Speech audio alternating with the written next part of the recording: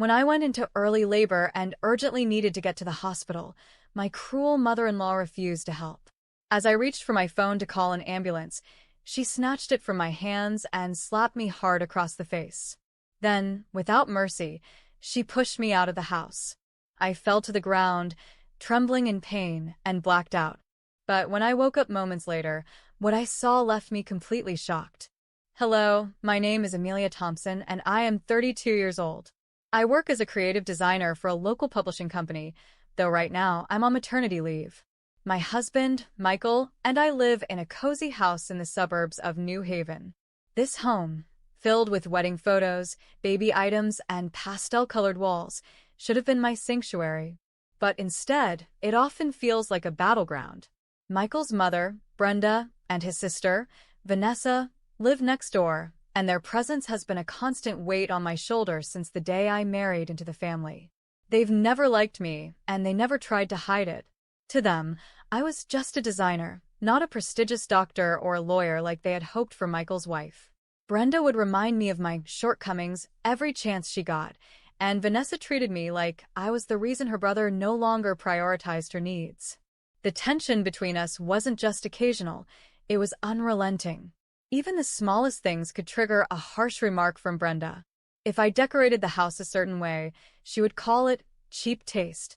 If I wore casual clothes instead of formal dresses, she would mock me for not representing the family properly. Vanessa, on the other hand, thrived on making me feel isolated. Every holiday dinner or family gathering became a stage for her snide comments and passive-aggressive digs. Now, with Michael leaving on a business trip 2 weeks before my due date, my anxiety was worse than ever. I tried to smile when he kissed me goodbye, telling him I'd be fine, but deep down, I wasn't sure I could handle another confrontation with his family. My neighbor, Mrs. Harper, had already warned me to be on guard. "Amelia," she said, her tone serious, "families like that can be dangerous.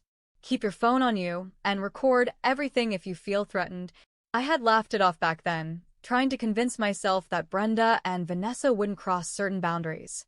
But tonight, those words echoed in my mind like a haunting prophecy.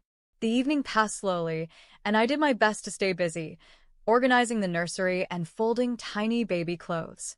I couldn't help but picture Michael holding our baby for the first time. The thought made me smile, but it was short-lived.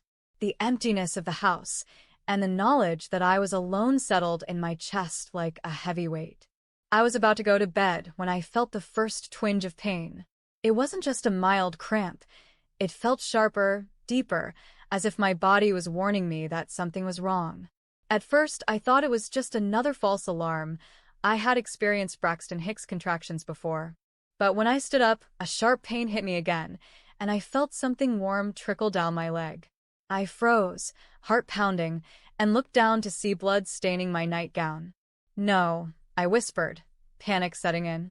"It's too soon." I took a deep breath, trying to think clearly. My years of experience in design didn't prepare me for medical emergencies, but I knew enough to understand this wasn't normal. I grabbed my phone and tried calling Michael, but it went straight to voicemail. Desperation tightened its grip on me. I dialed an ambulance, but the line was busy, probably due to the weather affecting emergency services tonight. My mind raced. I couldn't just stand there, bleeding and waiting for someone to answer the phone. I needed help. Brenda and Vanessa were my last option. My legs trembled as I made my way to their door, holding my stomach with one hand and the phone in the other. The short distance felt like miles. I was drenched in sweat by the time I reached their porch. I rang the doorbell and pounded on the door, tears streaming down my face. "Brenda! Vanessa! Please, I need help." The porch light flicked on, and I heard footsteps approaching. The door swung open, revealing Brenda in a silk nightgown. Vanessa stood behind her, holding her phone like she was ready to record me for some twisted entertainment. Brenda's eyes scanned me, and instead of concern, I saw irritation. "What on earth is this nonsense, Amelia?" she said, folding her arms. "Why are you banging on my door at this hour?" "I'm bleeding," I gasped, leaning against the doorframe for support. "I need to go to the hospital."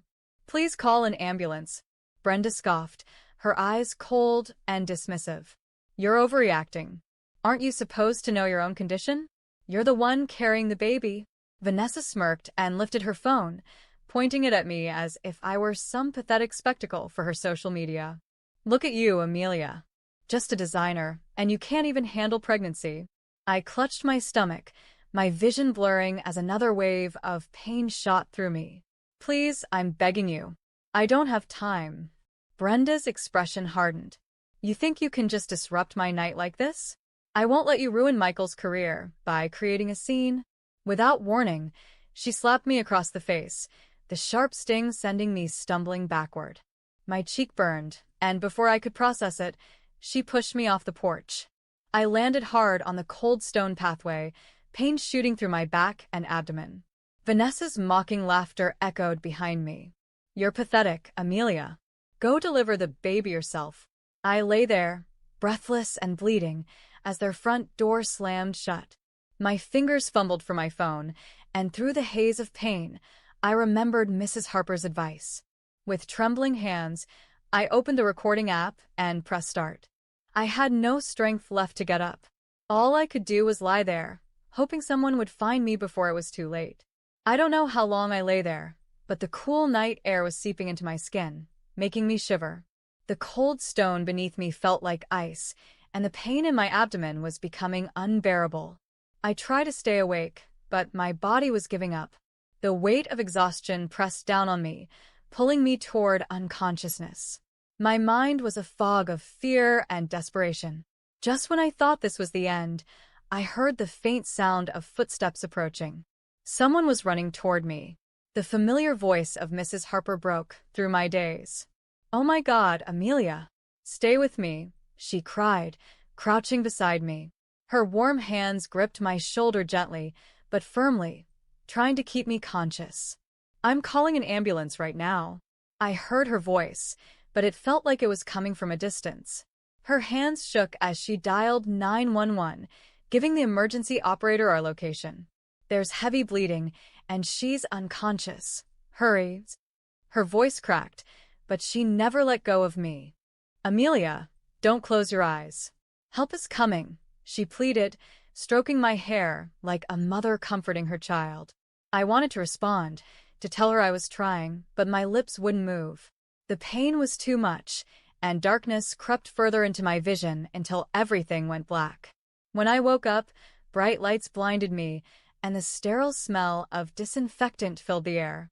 Machines beeped steadily around me, and a soft blanket covered my body. I blinked a few times until the image of a nurse came into focus. Her kind face hovered over me, checking the fork connected to my arm. You're awake, she said softly. Don't try to move too much. You've been through a lot. My baby, I whispered, the words barely escaping my lips.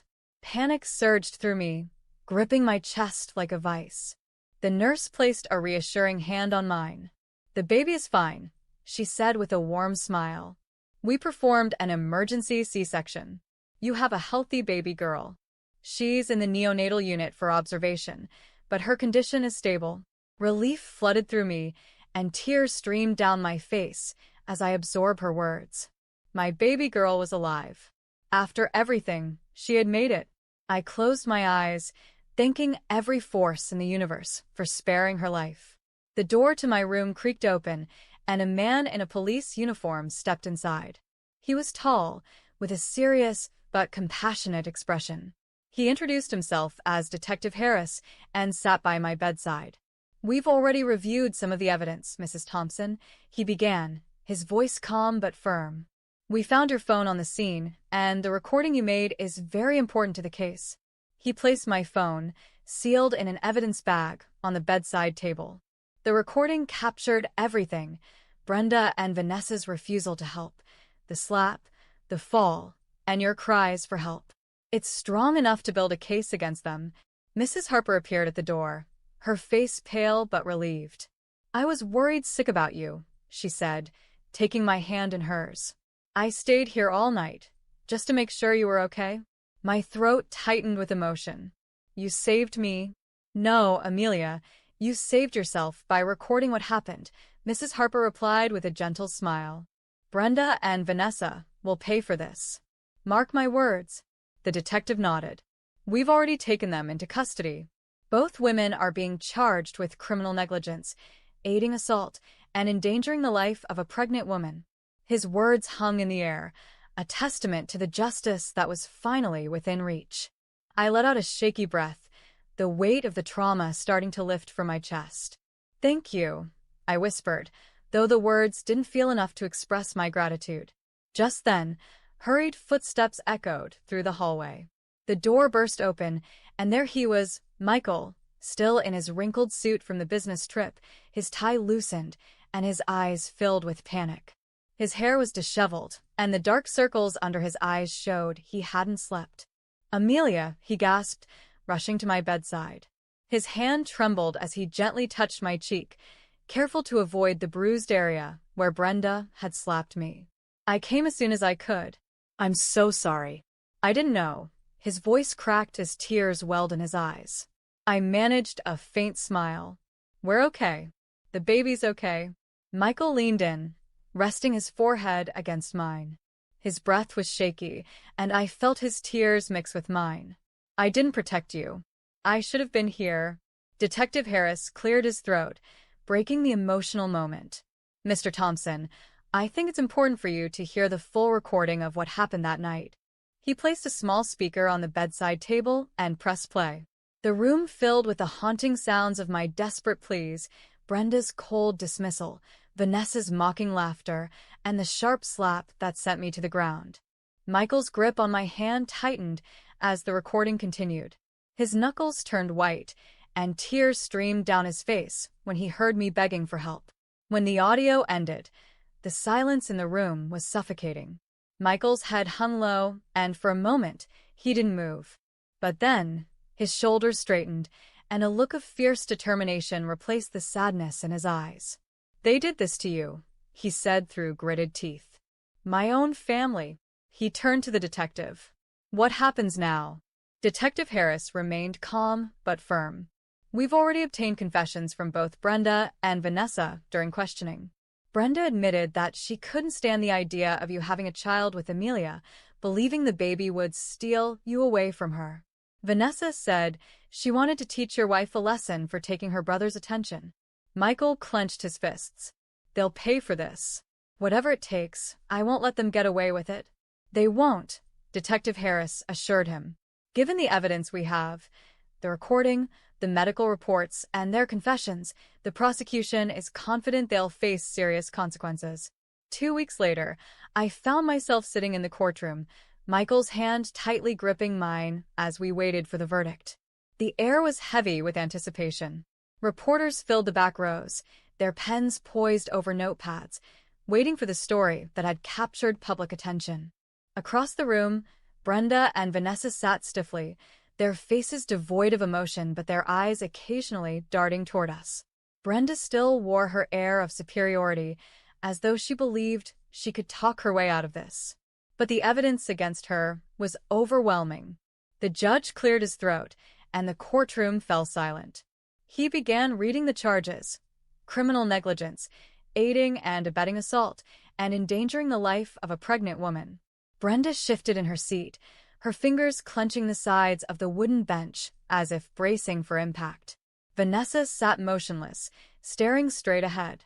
Given the overwhelming evidence, including recorded audio and visual proof, as well as the defendant's confessions, the judge continued, "This court finds both Brenda Thompson and Vanessa Thompson guilty." There was a collective gasp from the courtroom audience. Brenda's expression finally cracked, and she covered her face with her hands. Vanessa, on the other hand, kept her composure, but her eyes betrayed the storm of emotions raging within her. The judge's voice was steady as he announced the sentences. Brenda, 3 years in prison without the possibility of parole.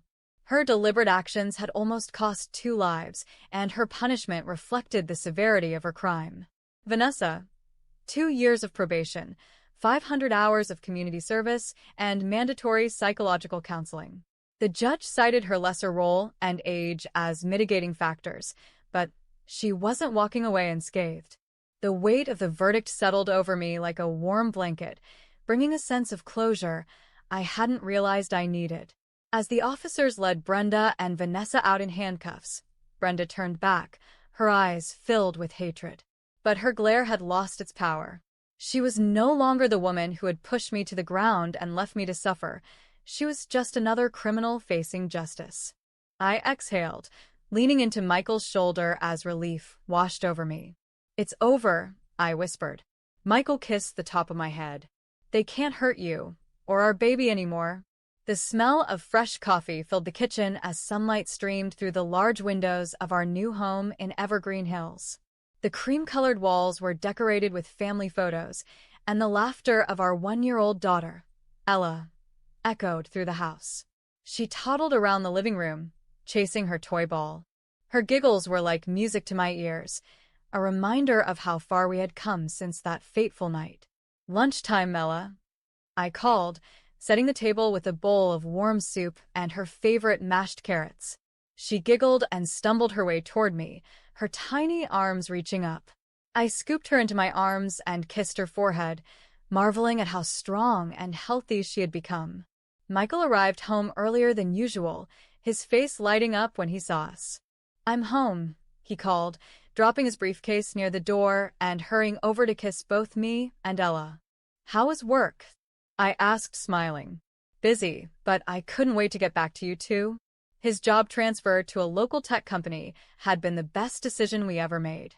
He now had a better work-life balance, and we were far away from the toxic environment of the past. "Oh, we got an email from Mrs. Harper," I said, holding up my phone. "She says she's proud of us and hopes our new life continues to shine brighter." Michael's eyes softened. "We owe her a lot. Without her help that night, things could have been much worse." I nodded, thinking about the strength it had taken to survive that night and the kindness of the woman who had saved me. "But we made it through," I said softly. We sat on the porch that evening, watching Ella play in the garden as the sun set over the hills. The scent of blooming flowers filled the air, and for the first time in a long time, I felt truly at peace. The burden of fear and uncertainty that had once haunted me was gone, replaced by the warmth of a future filled with hope and love.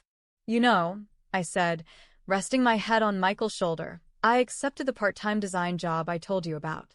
They're flexible with my schedule, and it's exactly the creative work I love."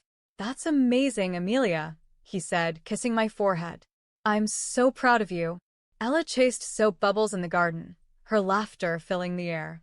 I watched her reach up to catch a bubble, and a smile spread across my face. We had come a long way, and I knew the road ahead would still have its challenges. But we were stronger now. Our little family had endured the storm and come out the other side.